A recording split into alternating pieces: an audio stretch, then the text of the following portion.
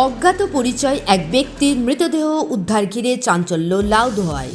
পশ্চিম বর্ধমান জেলার পাণ্ডবেশ্বর বিধানসভার অন্তর্গত বনগ্রাম এলাকার হনুমান মন্দিরের ঠিক পিছনে এক জঙ্গলে এক অজ্ঞাত পরিচয়ে মৃতদেহ উদ্ধার ঘিরে চাঞ্চল্য ছড়ালো এলাকায়। জানা গেছে, স্থানীয় কিছু কাঠকুড়ানি কাঠ কুড়াতে গিয়েছিলেন। সেই সময় তারা গাছের মধ্যে ঝুলতে দেখে ওই দেহটি। এরপরেই তারা তড়িঘড়ি স্থানীয় এলাকায় খবর দেয়। ঘটনাস্থলে উপস্থিত হয় পুলিশ।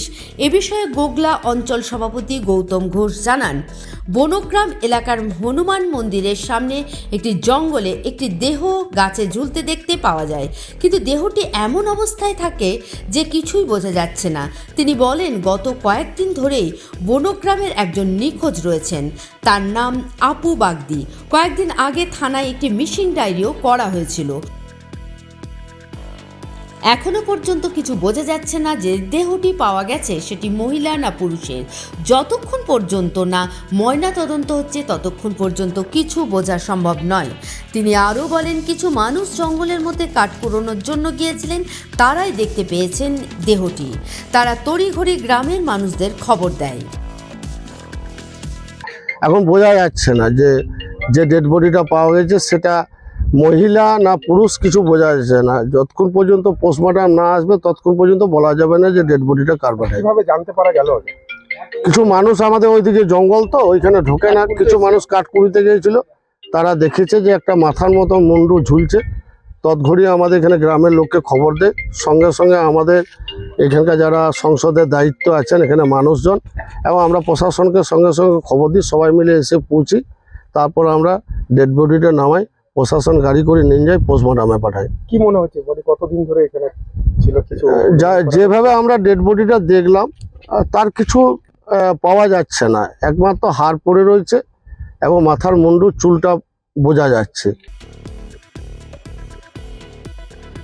এখনো পর্যন্ত কিছু বোঝা যাচ্ছে না যে দেহটি পাওয়া গেছে সেটি মহিলা না পুরুষের।